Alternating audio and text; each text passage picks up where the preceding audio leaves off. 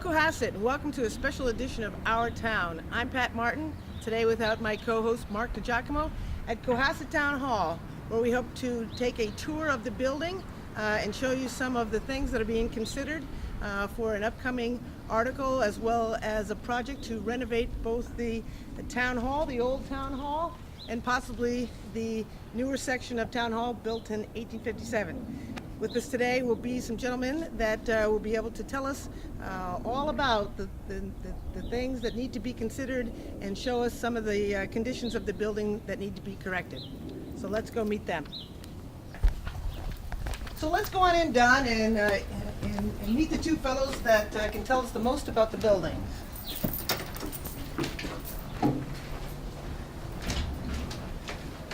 All right. How you doing, Dave? Good to see Pat. Yeah. Dave Farrag, the chairman of the Town Hall Restoration Committee. Hi, Brian Pat. Joyce, you are the director of project management and planning for the town of Cohasset. Thank you for joining us today. Thank you. So we're going to take a little tour of the building. You're going to show us some of the ins and outs, things that need repair, why it's so important for us to consider moving forward and renovating the town hall. We'll be taking everybody on a tour from the basement to the attic, from the old to the new, everything you want to know about Town Hall. Are we going to start in this section? This is the newer section built in 1987. That's correct. Which surprisingly has, or I shouldn't say surprisingly, has surprised some people. The fact that once we did the different studies showed that it is in about as much disrepair as the original town hall. Yes, the envelope of the 87 portion of this building is in total need of repair. The exterior is basically gone and needs to be fully replaced at this point in time.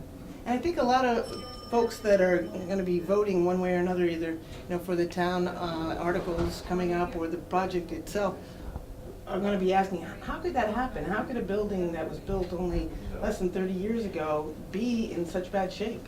In 1987, when this was built, it was built for $1,096,000. And it was built, of course, in 1987. And during that time, it used the building code at that time and the materials at that time. And unfortunately, those have not stood the test of time like the older portion of the town hall did.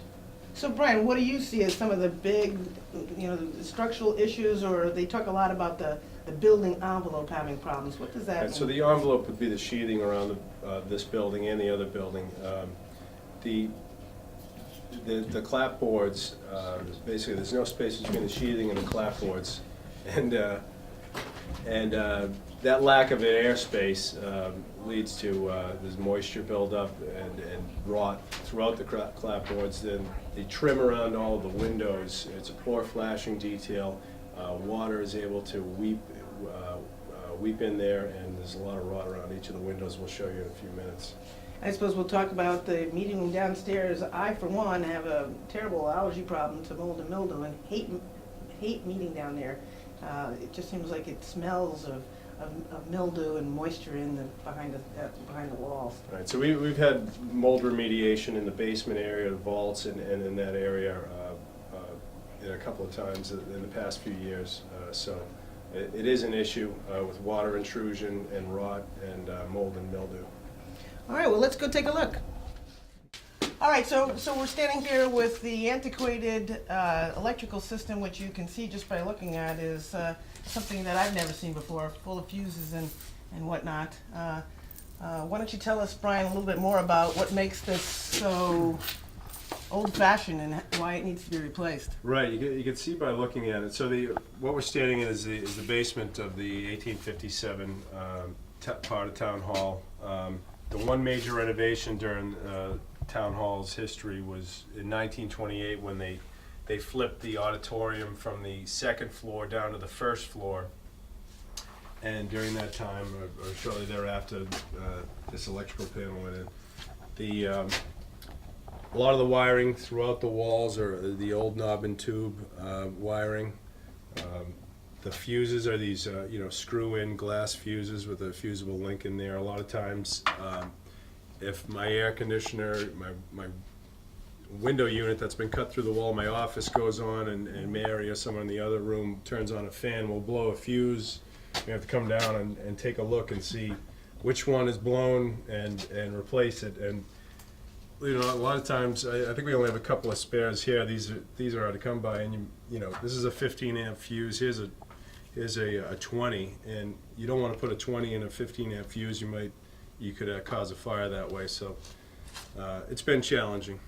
So do we have folks that come down and occasionally certify this or say that it's okay, or are we just? So we've had several inspections of electrical systems in all town buildings, and basically this one's been inspected several times and just saying it's completely inadequate, out of code, needs to be upgraded. So if we were not to do the building project, say, we get to a point where folks just don't want to spend the money, would this have to be replaced at some time? And if so, what would be the cost of rewiring this building? We're at the point where this needs to be completely replaced, including all the conductors and the wiring through the walls.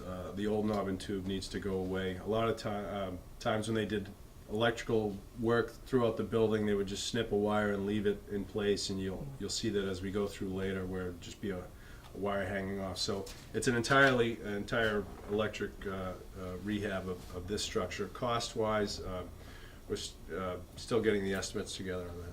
And these down here, are these wires or these extension cords? These things are that functional or just extension cords. I'm on the, this is not combustible leaves. they come out from under that door, right? Yeah, right. So you can see the space over here that a cat could get through. Or an animal, right? Right, and we've had animals down here. Eddie, is that maybe one of the reasons why it's so cold in this part of the building? Right, One of them. Yeah, one of them. I'd say it's one of the reasons.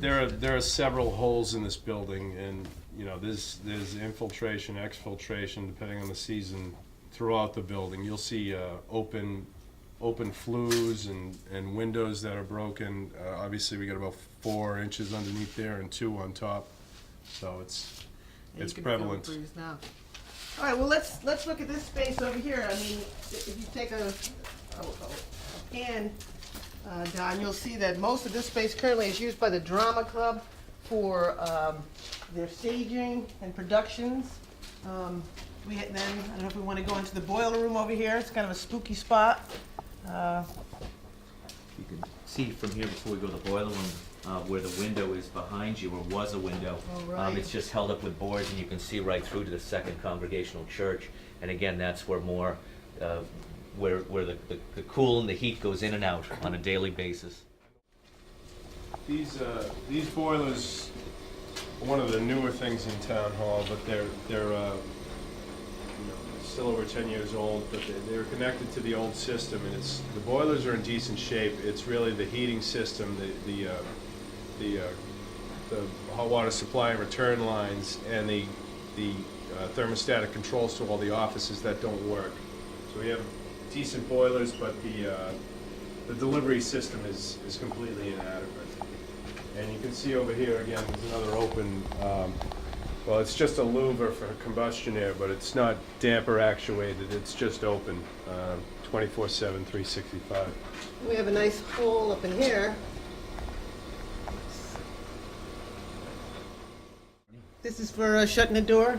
What, 1928? The system here. Doorway. So it's a fire door. Obviously, the weight's not enough today because it's scraping on the ceiling from the sag. But yeah, that's a doorway. Looks like it should be in the Historical Society. Yeah. Now to one of my favorite places in Town Hall, one space that I think is very historically significant that I've been fighting on the committee to have restored and saved, and that's the old jail cell, home of the reported Cohasset Town Hall ghost.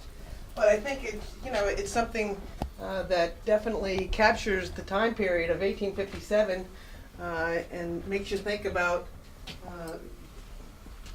staying out of crime, staying out of trouble.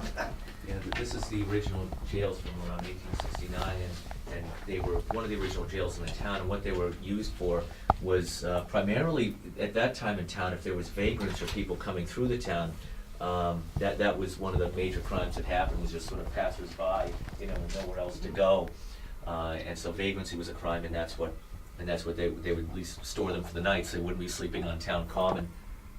But these are the original jails from that time, and that's one of the original jail beds. And there were 3, right? So 1, 2, 3, and nice accommodations for 3 people at a time. Yep. I think the keeper of the lockup still has the key. Possibly. There still is a keeper of the Yes, lockup, there right? is, yes, yes. In the same category as the fence viewer. I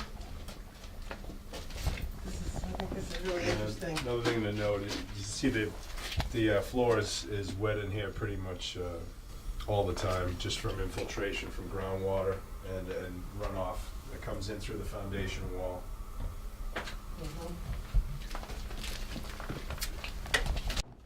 What you see here is the vault in the basement.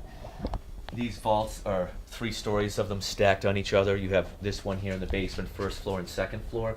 They were used obviously for town hall records and things throughout the years. The vaults cannot be used today because they're not up to code. The vaults of today have to have a latch on the inside so you could actually get out of it if you were locked in it. These do not have that, so if you get locked in this vault, you are going to become the next ghost in town hall. But as you'll see, these, as a part of any restoration, these would all have to be removed as a part of it, and then end up creating more space on the in the basement, first, second floor. Over here, Brian, if you want to talk about that portion of the.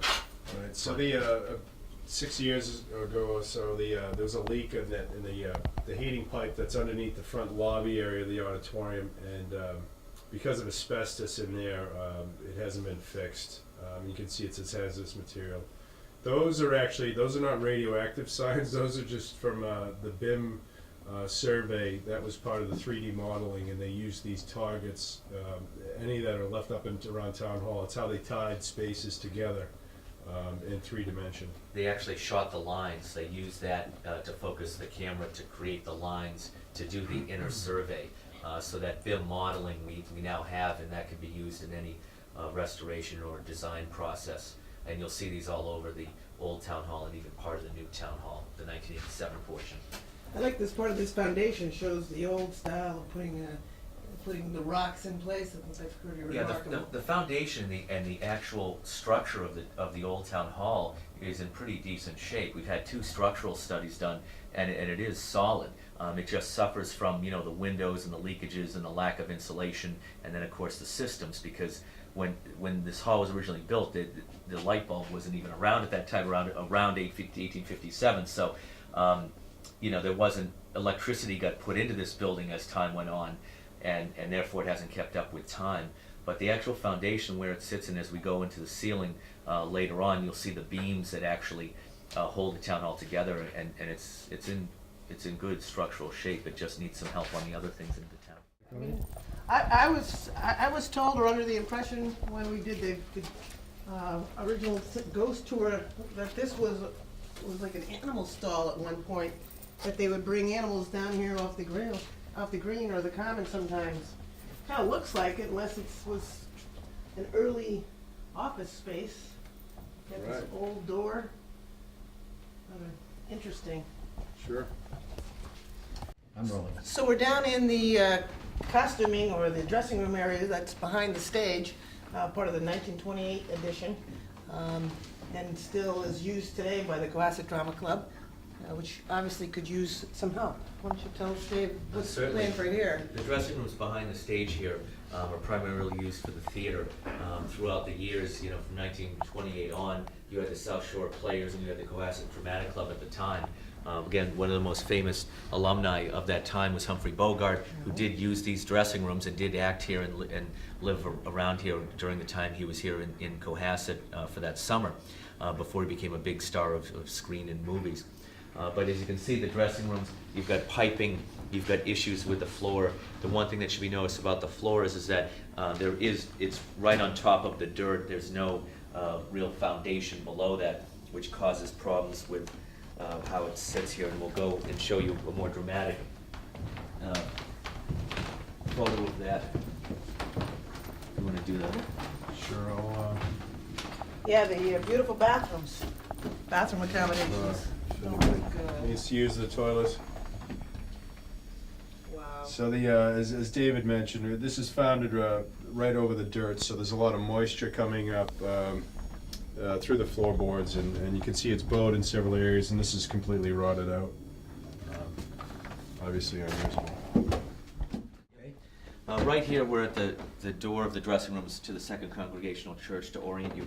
This door, as we saw from the outside, was raised because it was actually about 3 feet lower than this, and it used to retain all the water and snow melt that used to happen. And what would happen was it would just literally flood in the door, down the stairs, and into the dressing room. So in 2008, this was one of the quick fixes that we were able to do, was to raise this door, get a new door, and as you can see, it's not suffering from the same rotting or exterior problems that it did back then.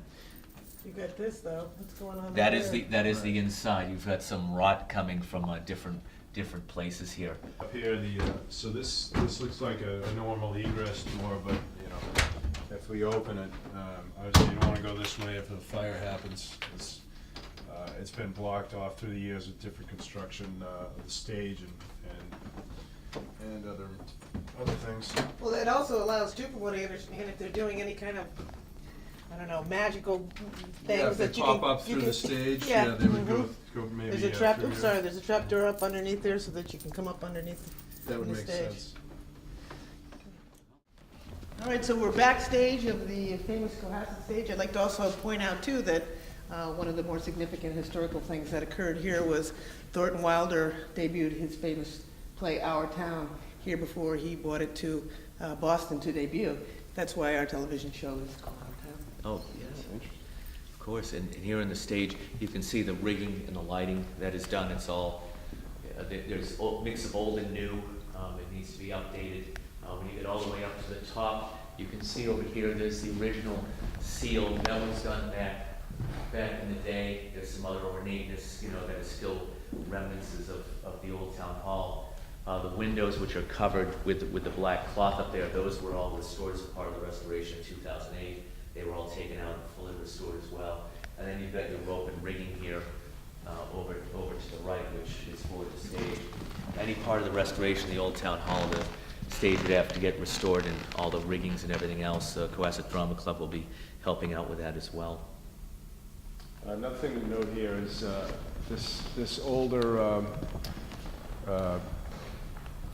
curtain over my head is actually an asbestos curtain that was meant to, it has a fusible link, so back in the day when they had the gas lights and other elements that could cause a fire, there's a fusible link here. If the fusible link melted, the curtain would drop and it would, I guess, contain the fire backstage or in front of the stage. I don't know if it was meant to save the audience or the players, so either way it's...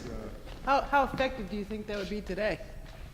Well, it's asbestos, which is it has asbestos fiber in it. It's which is a fire retardant material, but it obviously needs to be remediated, and we can't use it or touch it for any purpose. It's original. So this is the official town hall, or hall of the town hall, known as our auditorium now, which we use for multi-purpose activities, one of which is voting, which is an important issue as we consider renovating the town hall, because it's predicted by 2020 that we're going to need a third voting precinct, which the town clerk, Carol St. Pierre, does not believe could be accommodated in this space. Yes, as you know, as everybody votes here, one of the main uses of this auditorium is for voting. Also, it's been used for the theater, it's been used for meetings. We've had spillover meetings when there's been a real controversial subject. If the selectmen can't fit it upstairs, they've come here. And also for your permitting committees, planning board and conservation have had meetings here throughout the years. So it's been a multi-purpose hall for whatever the town has needed it for. Throughout the years, this auditorium, whether it was on the first floor or the second, was used for a number of things. They used to have banquets here. They even used to have basketball games here, and it was a private school. It was the old town library at one time. So this hall has been many things for whatever the town has needed throughout the years, including town meeting pre-1928. Town meeting was held when this auditorium was on the second floor, and there's actually a picture of that in the Historical Society of everybody all in their regalia, their finery coming to the town meeting. So it's certainly something that would have to be restored. And as far as for voting, when we do get a third precinct, which will happen, it's a matter of making the bump out here that you can get that third precinct, because it will not fit in this hall. And I think the town, while it's still being debated, wants to try and keep the voting here for a whole number of reasons, because of safety. And one of the good things in voting here at Town Hall is, even though the space isn't as big, the ease of being able to come and go here, because there's parking on the common, there is some parking here. People can get in and out from this town hall very quickly as opposed to the schools or other places in town where you could vote. You don't have to walk too far to vote, and you can get in and out very quickly.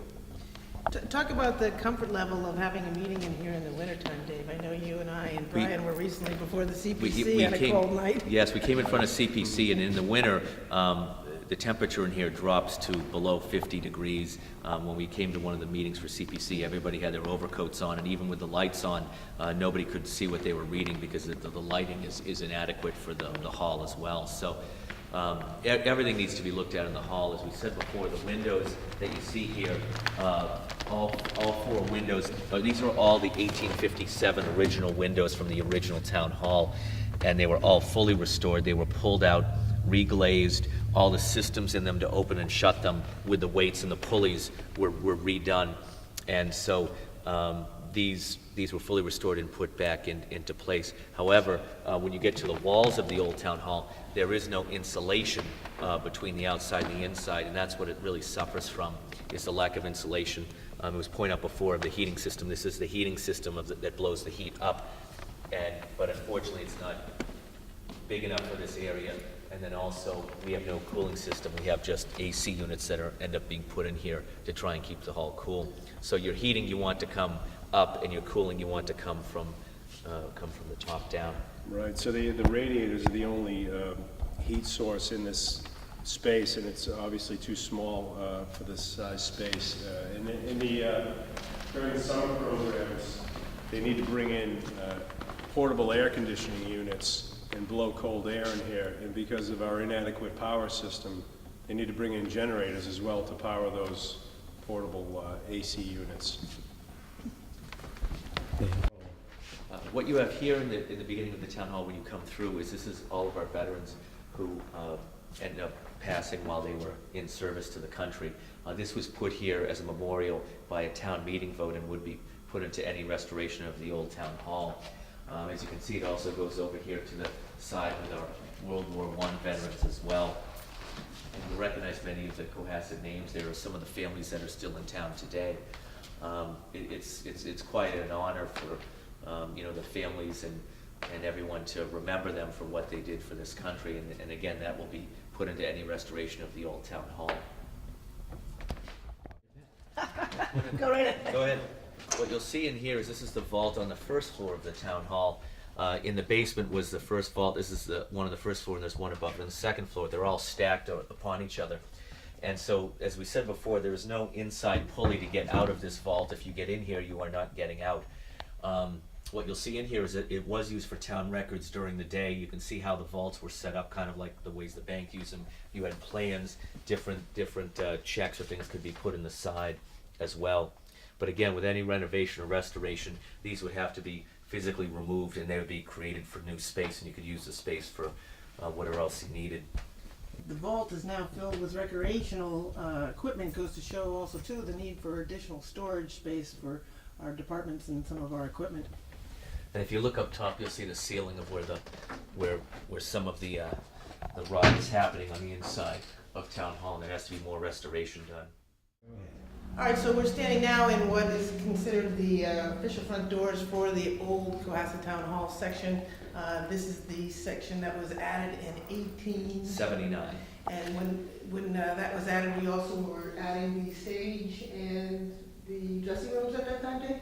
Yes, at some point those were also done. And so what you see here is this mezzanine section sort of was the bump out that created the foyer. And you've got the ticket windows here.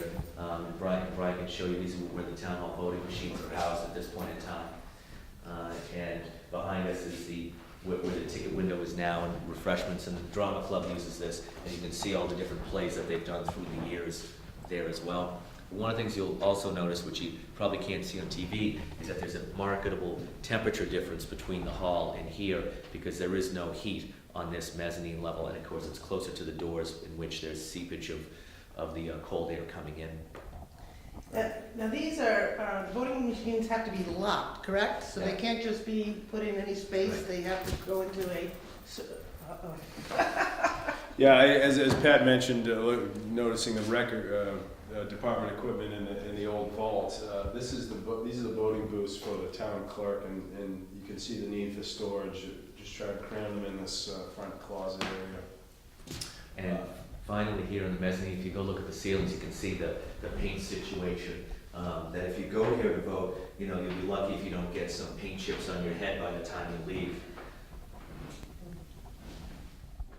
So these staircases was this for patrons who came to the plays, but also then need to come upstairs and use these restrooms? Was that the original idea? Yes, when the hall was put down there in 1879, and this was used, and then the hall was flipped in 1928. So the hall was actually put downstairs in 1928. So this was here before then. And then these are the old bathrooms that you can. Have you seen Actually, if we these? can, maybe take I a think look in the bathroom. This might be the scariest part of town hall, is the Sorry, bathrooms. no one in here. So this is the woman's room. I only know this because Mary told me. You can see the old glass in here. An actual glass pane fell out a couple of weeks ago and was on the floor. Luckily, no one was in here at the time. But you can see a lot of the deterioration. Only one of the toilets works in here. The men's room over here, the urinal is not functional. And we can't fix a lot of the plumbing issues because the venting and the plumbing's not up to code. We need to chase the water wall all the way up through the roof and down through the basement to really fix it to code. But they are being currently used by staff? Whatever's working is being used. So we're up now in what used to be the finance department section, or the town treasurer was located here? Yes, even before that, this is where the selectmen used to meet. This used to be the selectmen's chambers for many, many years through here, because remember our selectmen, there used to be only 3 instead of 5, and so you could actually fit up here. It's hard to believe that you could fit a selectmen's meeting with a crowd from town in here, but it actually happened. In this space also being in the mezzanine, it's one of the more interesting areas because this out here you can actually look out on Town Common. It's got one of the best views in Town Hall. And when you look at all the other properties in town, including the Unitarian Church and the Second Congregational Church, again, it's got one of the best views of Cohasset Town Common is found right here. What you also find here is that through the years it was used for public meeting space, but cannot be used anymore because there's no handicap access to this floor. So that's why it's been sort of abandoned and used for meetings between employees, things of that nature, whatever can be used. In a restoration, what we'd like to do is to restore this room so it could be used by the public again, and that regarding a cable studio, and you could actually shoot things in here and it'd be sort of a multi-purpose room, and once again sort of reclaim it from what it used to be. And you have another bathroom here. Is this functional? Is this? That is That is functional. There is some lead plumbing in there, but it's functional. And you can see there's some damage to the walls and ceilings in certain spots. Is that paint chips and windowsills that are? The outside, yeah. That's. Do you want to? So this window actually, a few years back, the finance director at the time, I think, was in here, and the window fell and hit him on the head. The actual window came right out of its casing, the entire thing, and fell on his head. Luckily, he wasn't seriously hurt, but it's been repaired somewhat since then. In here on the mezzanine, this is sort of what was the film room or projection room, as it's called. And what you'll see over here in the corner is the different slots that they used to have, and this looks out onto the auditorium and on the stage. So in any restoration of this, between here and the other rooms, I know it's packed with boxes and things now, this would end up being where the cable studio and electronics would be to run the auditorium, because it overlooks on the stage. So with some minor restoration, you can get that done. And currently, it's being used for a filing system. Are these old files? Or these current files? Old. Okay. These are all old, generally over 7 years old, but it's just the lack of storage space that you have. And with the lack of storage space, it runs into the lack of organization as well. One thing else to note in here is, so in the projector room, they had a flue for discharge of the combustible gases. Oh my goodness. You can see the, so I had a plastic bag over that during the winter, but I took it off just to show you the, it's basically a 16-inch pipe open straight to the roof. There's a cupola and a chimney up there. So obviously hot air is going up through there from the heating system. And as director of facilities, obviously you've had to acquire quite a few interesting new skills on having. Right. Well, trash bag with some duct tape. It works temporarily anyway.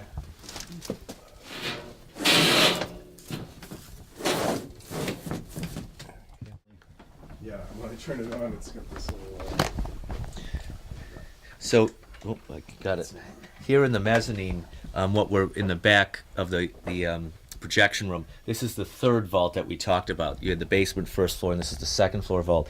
And in here, most of the inner portions were gutted and just redone with wood, but you can see the bricks that make the vault to the back of it, and it's just housed with a bunch of records throughout the years. But again, with any restoration, all three vaults would have to come out, and it would create more space, and you can use it for bathrooms and or other rooms for whatever they're needed for. There's actually a fourth vault above this. Yes, yeah. In the Board of Health office as well. Yes.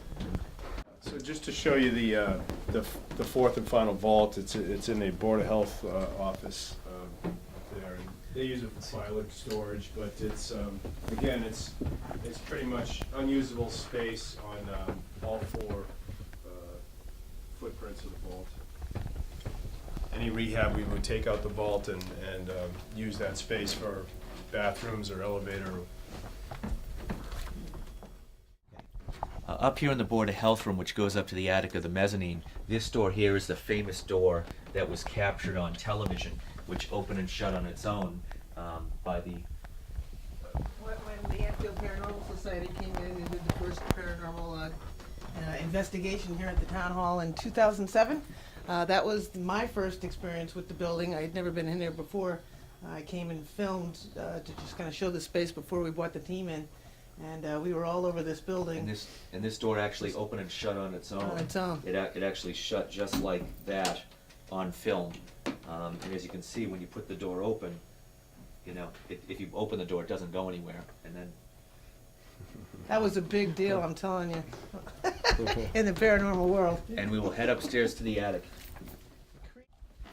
So again, more need for filing or storage space for equipment. Yes, when you come to storage for records, all permanent records are supposed to be held in a vault, meaning maps, permanent records are supposed to be held in a vault. They're not supposed to be just held around like this. You'll see when you come over here that these are some of the original sections of the mezzanine. You'll actually see there where the railing was to actually walk up here. That the railing was taken out. You can see where the shadow of that railing was right here. That you actually have a stairway, and then of course you have the half window here, which is one of the original windows. But the inside is still suffering from disrepair, as you can well see, and you've got cracks in the ceiling which need to be redone as well. Right, so the molding here we're looking at, this was the original ceiling in the original auditorium, and that's the molding that actually still follows above the suspended ceilings of the offices all the way around the perimeter. Now the wall behind us and the other walls in the offices on the second floor have trusses in them which hold up the second floor. And those trusses today, they installed those in 28. Today they're actually an obstacle for us with running HVAC and other utilities that we need to run to rehab the building. Right, which we also discovered too would be too costly to move or would disturb the building too much as far as the renovation, which leaves that whole space somewhat untouchable. The way to think about the trusses is they're steel and they actually suspend the second floor above the auditorium. That's how strong they are. And if you walk up across the second floor hallway, you'll see that it's kind of jagged. You know, that it's not a full able to walk. It's jagged edges on the hallway, and that's because they had to cut into the steel in order to make the hallway. So the rooms of the second floor offices are almost impossible to make bigger or smaller because you've got the trusses in between, and you'd have to cut into the steel to do so, and you'd have to make sure you could do that structurally. So if you're going to get rid of the trusses, it is going to be expensive, and it would be you'd have to totally remodel the building inside and out. Talk a little bit about this equipment over here. Obviously, it's antiquated. Was that an original phone system, or is that more of an electrical panel? That was the older phone system that's been abandoned and replaced by what is now an old phone system. So, and if we make it down to the offices, you'll see the phone system in my office that doubles as the phone and server room. Oh, God, you sure this is safe, right? Yep. Oh, my God. Holy moly, oh, my goodness. So where are we now, Dave? We are in the actual attic of the old town hall where you can see the framing of the building. And what you'll see here is these are all the original beams that were put together in 1857 to actually frame this.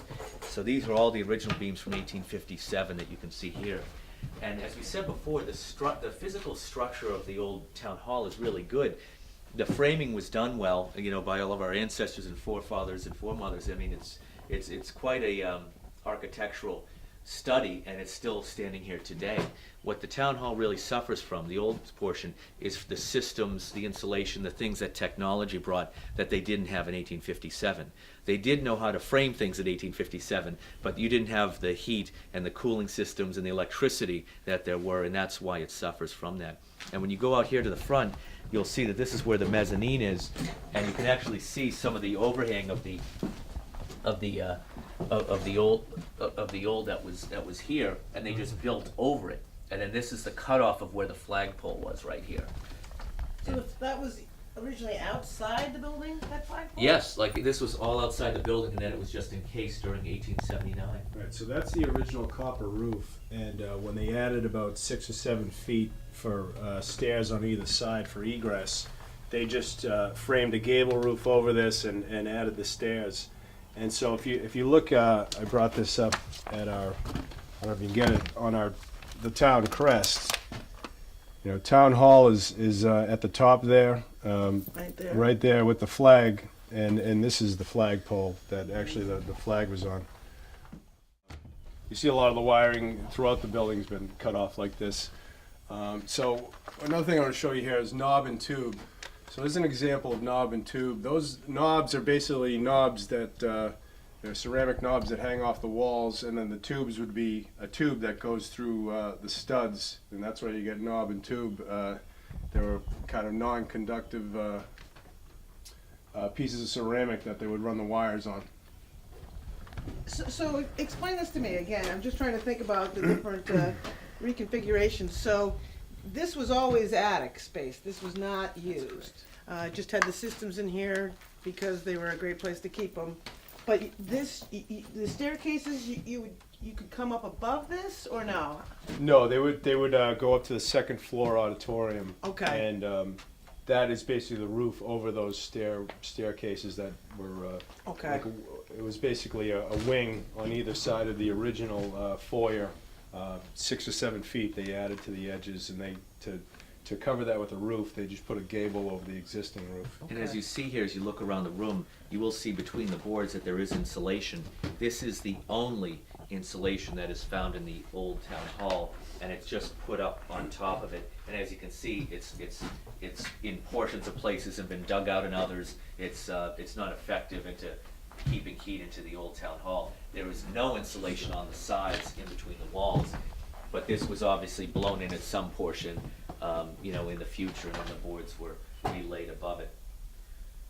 One cool structural thing to note here is so all these beams and the trusses here, these are all mortise and tenon joints.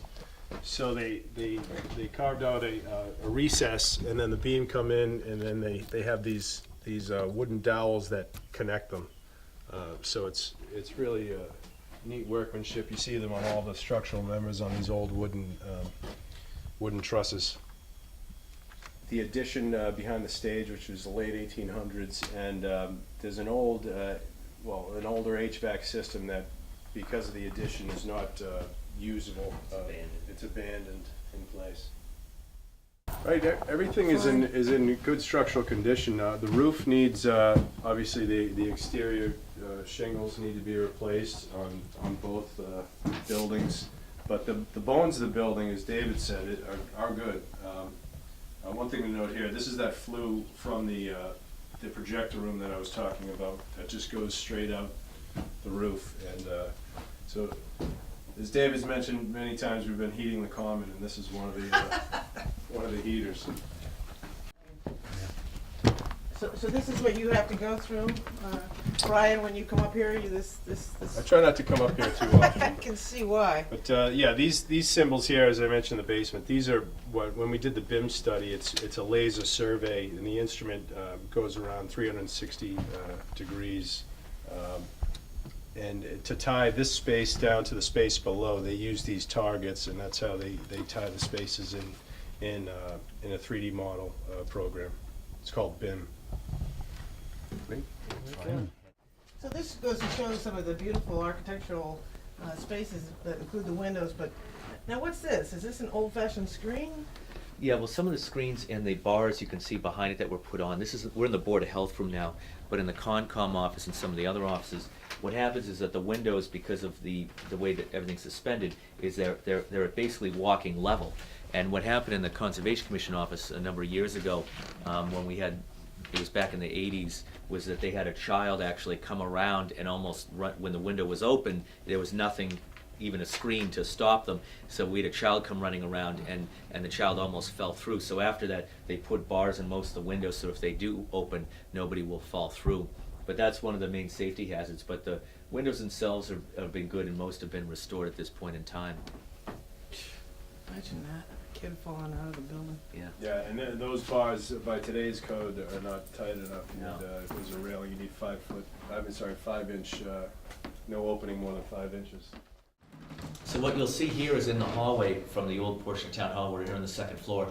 These are working offices. You have the Board of Health, Conservation Commission, assessors, accountant, and the like. One of the things that has happened through the years at Town Hall is that we've lost meeting room space. Over here where the accountant was used to be room 2B, which was a meeting room. And so you used to have the Board of Health, Conservation Commission, many of the boards were able to meet there. But as Town Hall employees have expanded throughout the years, the meeting space gets used for office space. And so that's what we have here today. When we talked about earlier the trusses, what you can see here is this is the hallway was actually cut in, and that's why you've got this kind of jagged edge cut in, so you can see the actual steel around it. And that's why this hallway is not up to code with ADA compliance for disability, because you don't have the proper height or width regarding it. Yeah.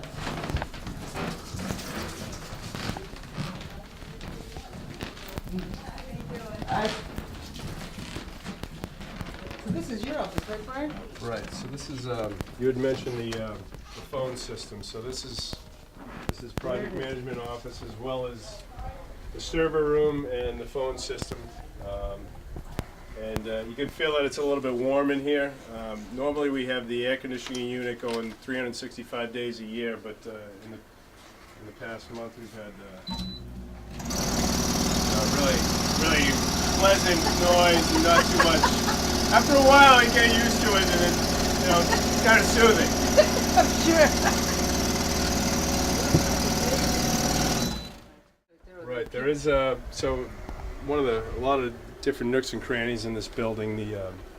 I found this a couple of months after I was working here. I think other people had found it Yeah. before me, but there's just kind of a hidden space in there that's it's about 20 feet by 5 feet, and I think it was originally a stairway, one of the wing stairways behind the stage, but it was sealed off at some point. There is a window in there, and there's a fire, there's a smoke detector, so fortunately So if you'll know something- it's on fire, but right. as Dave says, we have no facilities to put it out. Right, exactly. We'd always heard that that's where Cohasset stored its secret pots of money. Right, and actually financial records on old magnetic tape are down there. Amazing. Yeah, it's warm in here for sure. Got your windows open. Got your plexiglass on that so nobody falls out. You've got your really stylish paneling. Yes, yeah, the green carpet and the paneling, pretty beautiful. Jeez. And how many people work in this office? So two of us, and we have meetings in here as well, periodically. What you'll see here is this is the connection from the 1987 portion of Town Hall to the old Town Hall, and you can see sort of the disrepair of the outside. It needs a good painting.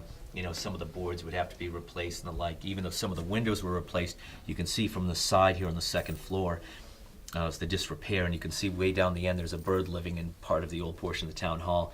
The other thing you'll see, as we said before, is all the AC units that stick out that are cut into the building. That uses a lot of electricity to try and keep just those offices cool.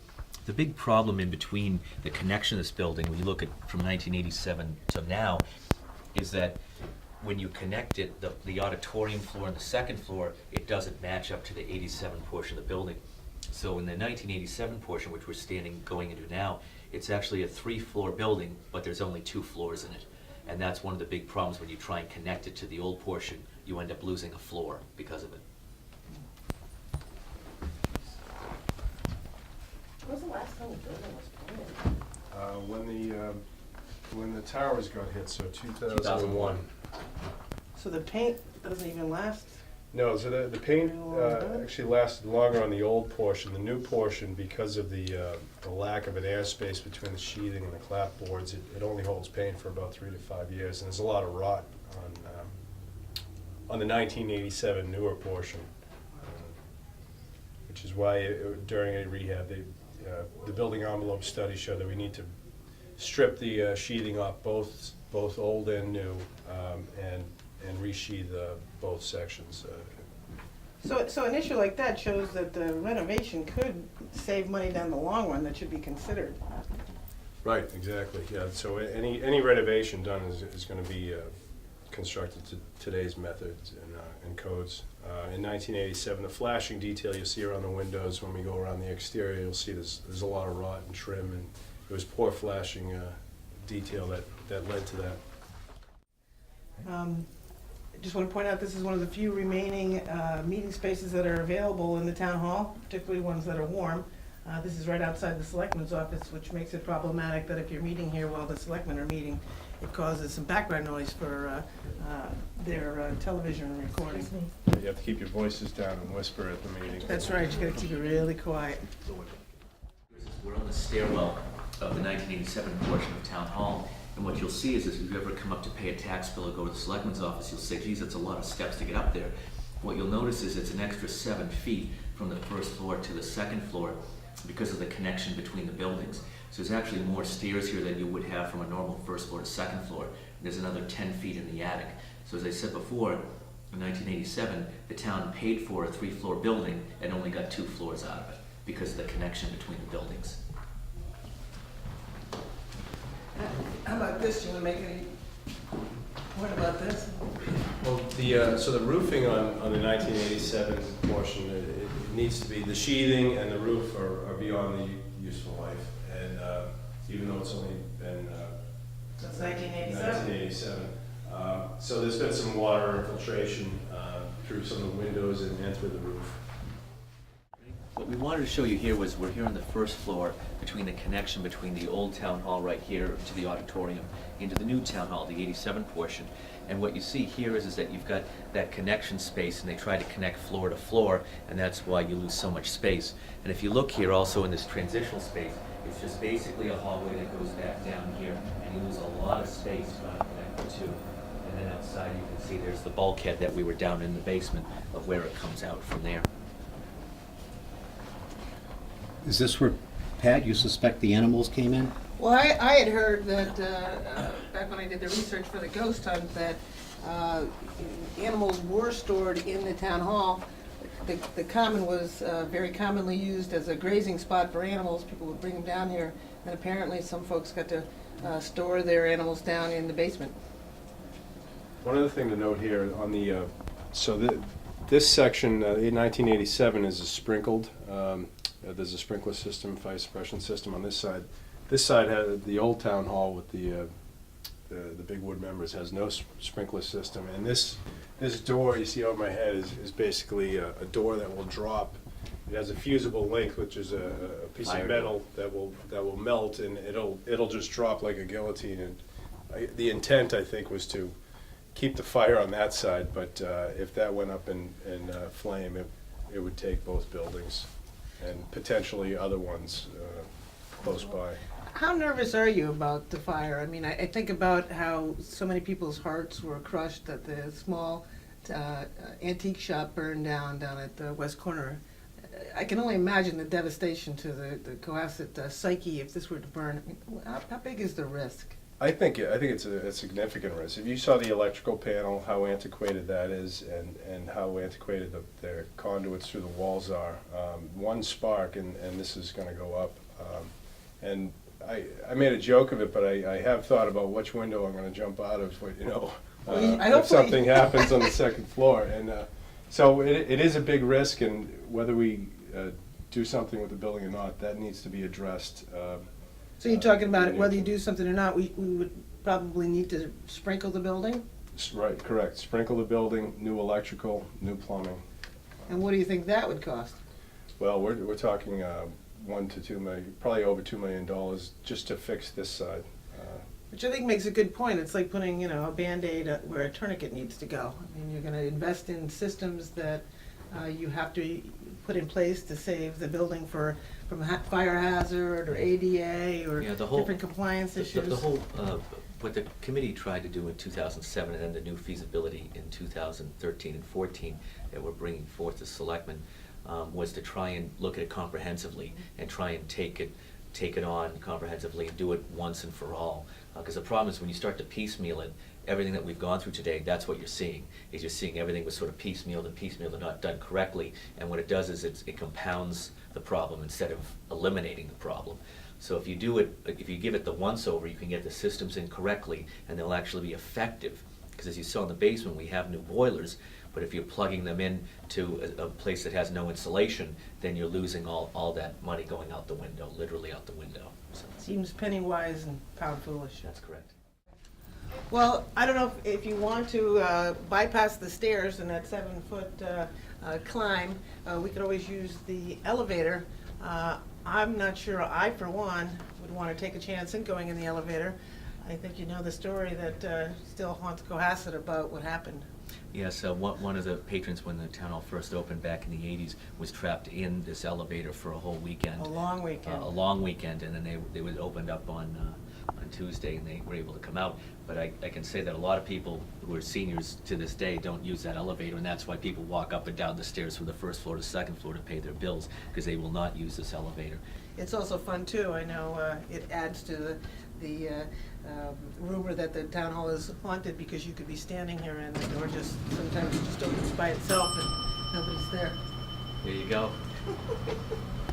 Not a place I'd want to spend a long weekend. No. One of the things that you'll see, we're here outside from the old town hall to the new, the 1857 to the 1987. You'll see the connection of the buildings, and you also see how they look absolutely different from each other. And as we've said before, when the 87 portion was being built, people used to walk by in the town common and they would remark who's building their house next to town hall, because it looks so different than the old town hall. The other thing to notice here is that how far out the 87 portion of the town hall jets into the parking lot. One of the main problems you have here is the parking, and part of the reason is that it comes out so far perpendicular into the parking lot.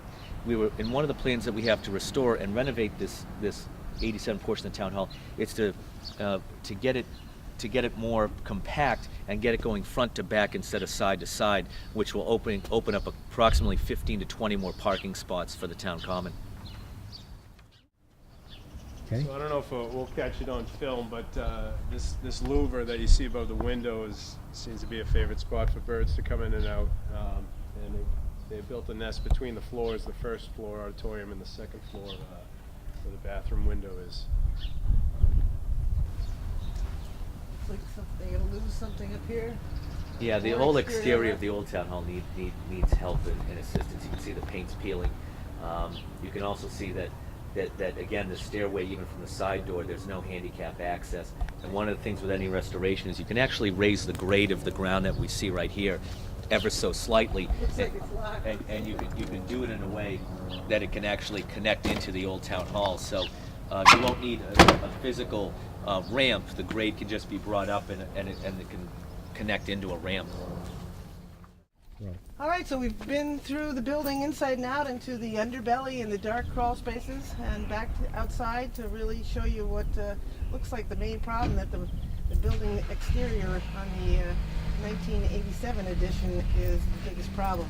Right, you might think by looking at it that this would be the 1857, but no, this is the 1987, and you can see, I can go right through the clapboards and the sheeting, around the edges of the windows and the trim. It's rotted. If we were to paint it, just scrape and paint it today, the paint would only adhere for probably three to 5 years or less, and we'd need to repaint it again. And that's because of the lack of an air gap between the clapboards and the sheeting on the inside. So to do it correctly, it would need to be completely stripped and redone. One of the things to consider when the committee was looking at the exterior of the 87 portion, whether it's a new building or what have you, is that when you change from these kind of boards that are painted to, say, a hardy plank or some of the different materials that are out there today, they last for a much longer period. They already come painted. They're made out of partly cement, partly wood, and then you don't get the rot and the pest control problems that you get with here. So it would last probably closer to 20 years without any kind of painting whatsoever, whereas with this, if you redid it, you're going to be painting it once every 3 to 5 years. So you're going to get between 2 and 4 times you're going to need to repaint this in 20 years if you just paint it. And have you talked also too about, some of the merit of taking the building down based on the fact that it's just, not worth putting the Band-Aid repair on it, is the fact that you will have free space to reconfigure, add new office space. Yes. As we talked about out front, this section of the 87 portion comes out sort of perpendicular from the old set of Town Hall, and it really cuts into the parking lot, which is why you have the parking configuration that you do now. If you drew it back just a little and went a little bit more front to back on this plot, you would end up getting much more parking. You would get at least 10 to 20 more spaces, and you would also have a better configuration of the building, which would be much easier for people to access inside and out. One of the issues, which is a minor issue, is that when you park in this parking lot, nobody uses the front entrance of the town hall. True. Everyone comes in and uses the back entrance. So by reconfiguring it, you would actually have an entrance that people would actually use. And again, that's not a handicap accessible back entrance. So you cannot get a wheelchair into the stairs there. So those are some of the considerations when you're looking at redoing the whole property.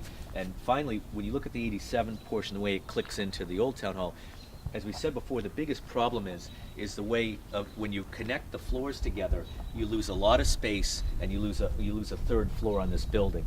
And that's something that we want to try and reestablish and recapture. As you're thinking of when you're doing a building, you only want to do it once every 50 years, not once every 20 years. So our plan, and I think with the selectmen and everyone else, is to try and do this once, and this will be the first and the last time, at least in our lifetimes, that we would end up having to deal with the town hall. Well, let's hope that folks take a chance to watch the show, come down, maybe meet with you, Brian, or talk to you, David, and get a feeling for themselves about the building if you haven't been in it, to come see the condition that it's in and some of the challenges that it faces, and then get educated, get involved, and consider supporting this effort. Right, and I'd like to just encourage everyone to go online and look at the full report on the website, which is on the front homepage of the town hall town website.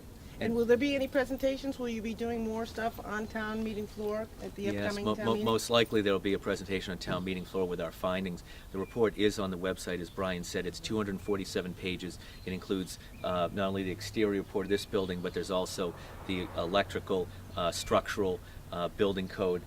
Everything was looked at in looking at both of these buildings. So if you want to go through it, please do, and it would give you quite a history of the town hall and what we're looking at when we tried to make our recommendation for the town. Well, thank you, gentlemen, for taking Great. time out of your busy days Thank you, to Thank you, Pat. show the viewers what is a very important thing for folks to consider at the upcoming town meeting of, what is that going to be? April 28th, I believe. 28th. So that's all for us now. See you in the studio.